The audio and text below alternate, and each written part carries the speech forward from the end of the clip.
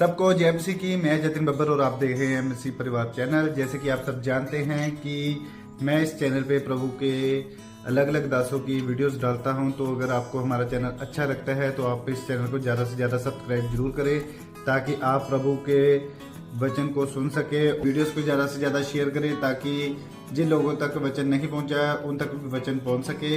सबको जय मसीह की। एक बार मैं आपसे दोबारा कहूँगा कि इस चैनल को सब्सक्राइब जरूर करें और वीडियोस को ज़्यादा से ज़्यादा शेयर करें। जय मसीह की। रोमियो उसका 14 अध्याय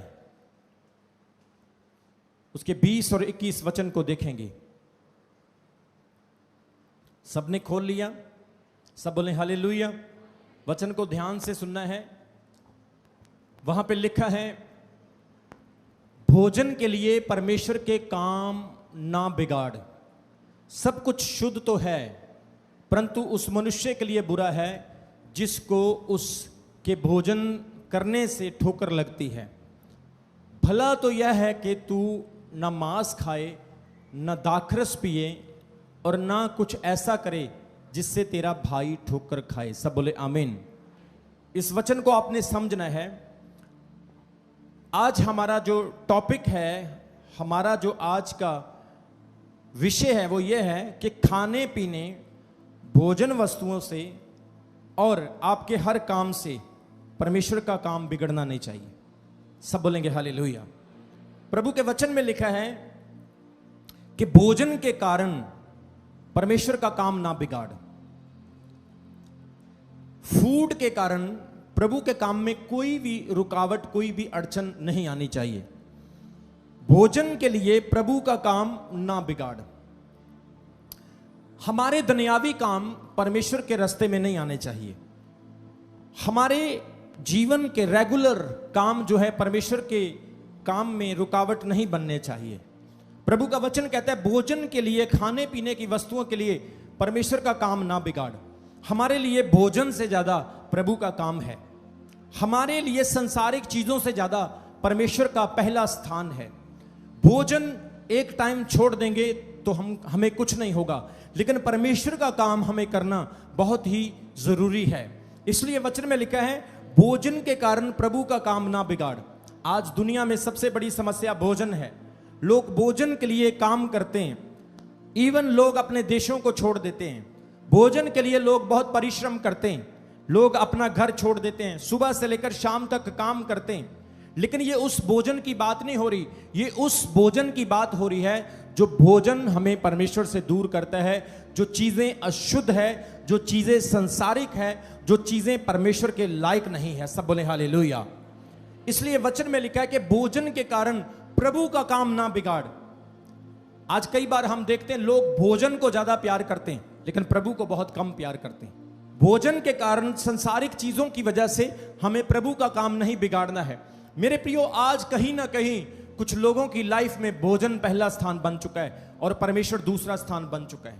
लोगों के लिए संसारिक चीजें पहला स्थान बन चुकी है, परमेश्वर की चीजें दूसरा स्थान बन चुकी है। लेकिन आपने खुदावंत के सामने अपने भोजन को प्रेफरेंस नहीं देना, क्योंकि भोजन आपके जीवन में परीक्षा लेकर आता है। भोजन आपकी लाइफ में टेम्पटेशंस और प्रतावों को पैदा करता है, लेकिन आपने परमेश्वर के काम को पहले रखना है। भोजन का इंतजाम प्रभु खुद करेगा। सब बोलेंगे हालेलुया। भोजन के कारण हमने प्रभु का काम नहीं बिगाड़ना है। आप बाइबल में पढ़कर देखो, जब यीशु मसीह की परीक्षा हुई, बाइबल कहती है यीशु मसीह ने 40 दिन के फास्टिंग किए थे और फास्टिंग के दौरान वो जंगल में थे और वहां पर शैतान ने यीशु की परीक्षा की। और सबसे पहली परीक्षा यीशु मसीह की यही थी कि तू इन पत्थरों को बोल के ये क्या बन जाए, रोटियां बन जाएं।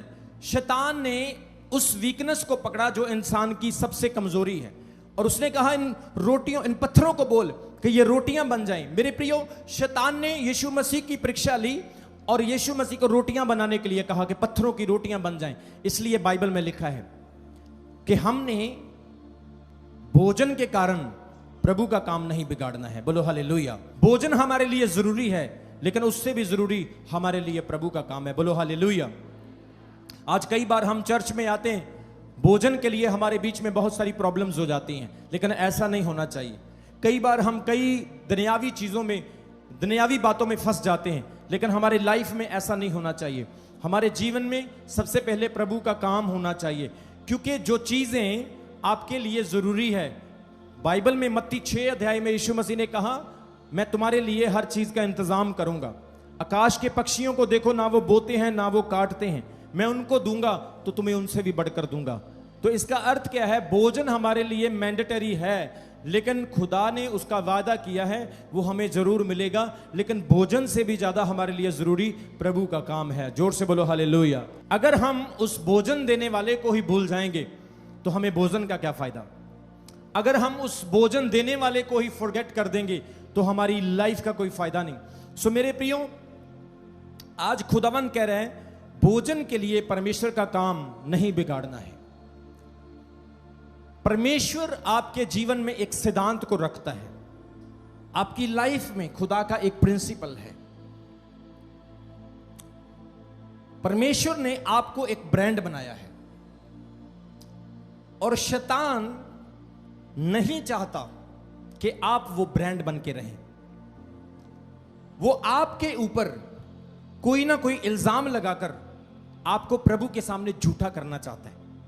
लेकिन आप परमेश्वर के सामने जब स्ट्रांग रहेंगे तो खुदा आपको और भी ब्लेस करेगा। ध्यान से सुने, ये उस समय की बात है, बाइबल कहती है ये उस समय की बात है जब बेबीलोन में राजा नबूकदनेस्सर राज्य करता था। राजा नबूकदनेस्सर ने क्या किया? यरूशलेम में जाकर परमेश्वर के भवन की दीवारों को तोड़ा, मंदिर को तोड़ा, और वहां से जितने भी खुदा के पवित्र बर्तन थे उन सारे सोने और चांदी के बर्तनों को उठाया, चुराया और अपने देश बेबीलोन में ले गया। और क्या हुआ वहां पर? उसका बेटा बेलशस्सर बाद में उसके स्थान पर आया। फिर उसके बाद और भी राजा आए। लेकिन ध्यान से सुनने वाली बात है, जब नबूकदनेस्सर राजा राज्य कर रहा था तो जब उन्होंने मंदिर को लूटा, बाइबल कहती है वहां पर उन्होंने एक व्यक्ति को पकड़ा जिसका नाम था दानियेल। दानियेल का नाम परमेश्वर की ओर से इंपॉइंटेड है और दानियेल के नाम का मतलब है प्रभु मेरा जज है। गॉड इज माई जज, प्रभु मेरा न्याय करने वाला है। और दानियेल जब बेबीलोन में पहुंचाया गया, बाइबल कहती है वहां पर राजा की ओर से यह हुक्म किया गया कि यहूदी लोगों से ऐसे लोगों को चुनो जो लोग समझदार हो, बुद्धिमान हो, सुंदर और सामर्थ्य हो। और दानियेल को और दानियेल के मित्रों को वहां पर चुना गया। दानियेल का नाम रखा गया बेलशस्सर, शद्रक, मेशक, अबेदनगो, हनन्याह, मिशाइल और अजरिया। इन सब लोगों को वहां पर चुन लिया गया। वो क्या करेंगे? 3 साल तक उनकी प्रेपरेशन होगी। 3 साल के बाद वो राजा के महल में खड़े किए जाएंगे और राजा के महल की पहरेदारी करेंगे। सुंदर लड़के, बुद्धि से परिपूर्ण लड़के वहां पर चुने गए। लेकिन एक कंडीशन वहां पर यह रखी गई, बाइबल का जब आप दानियेल उसके 1 अध्याय में पढ़ोगे, कंडीशन यह रखी गई कि अपशनद नाम के एक खोजे को राजा नबूकदनेस्सर ने यह कहा कि तुमने जो लोग मेरे दरबार में रहेंगे उनको क्या करना है? शराब और मीट खिलाना है। जो शराब और मीट खिलाया जाएगा उससे क्या होगा? उनके चेहरे के ऊपर शाइनिंग आएगी, रोशनी आएगी, वो मोटे मोटे लगेंगे, चिकने लगेंगे। और जब वो मेरे महल में खड़े होंगे तो वो अच्छे होंगे, वो सुंदर होंगे। बाइबल कहती है जब दानियेल को इस बात का पता चला कि राजा ने यह हुक्म दिया है कि हमें राजा का मीट और शराब पीना पड़ेगा, तो उसने अपशनद नाम के उस खोजे को कहा, भाई बात सुन मेरी, हम यहोवा परमेश्वर की उपासना करते हैं, ना तो हम राजा का मीट खा सकते हैं ना उसकी दी हुई दाखरस पी सकते हैं। तो उसने कहा, देख भाई मेरी ड्यूटी लगी है, अगर मैं राजा की बात नहीं मानूंगा तो मेरे ऊपर राजा दंड दे देगा, तो मेरी नौकरी जा सकती है। तो उसने कहा, एक काम कर, तू 10 दिन तक मुझे नोटिस कर, 10 दिन तक तू मुझे देख, ना तो मैं शराब पीऊंगा ना मैं मीट खाऊंगा, मैं सिर्फ साग पत ही खाऊंगा। और अगर मेरे मुंह पर शाइनिंग ना हुई, चिकना ना लगा, सामर्थी और सुंदर ना लगा तो मैं भी तेरा मीट और तेरी शराब को पीऊंगा। तो उस खोजे ने बात को मान लिया, स्वीकार कर लिया, और 10 दिन तक जो दूसरे नौजवान थे उनको शराब और मीट दिया गया, लेकिन जो दानियल था वो 10 दिन तक सिर्फ साग पत ही खाता रहा।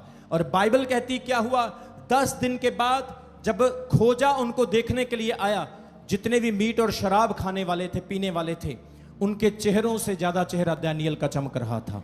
उनके चेहरों से, उनकी सेहत से ज्यादा अच्छी सेहत दानियल की थी। ऐसा क्यों हुआ? क्योंकि खाने से हम प्रभु का काम ना बिगाड़ें, हम काम करें खुदा का और खुदा हमारा काम खुद करेगा। परमेश्वर का वचन कहता है दानियल ने उनके खाने को ठुकराया। अगर दानियल उस समय में थोड़ा सा ढीला हो जाता, परमेश्वर के वचन की उल्लंघना कर देता, प्रभु की आज्ञा को ना मानता, तो वो भी मीट और शराब पी सकता था। लेकिन उसने कहा मैं इन अशुद्ध खाने को हाथ नहीं लगा सकता हूं, मैं इन अशुद्ध वस्तुओं को छू नहीं सकता हूं, क्योंकि मेरा जिंदा परमेश्वर बड़ा पवित्र परमेश्वर है और मुझे भी पवित्र रहना है। मेरे प्रियो, आज जो बुद्धि खुदा ने आपको दी है वो बुद्धि आपको पवित्रता से मिली है।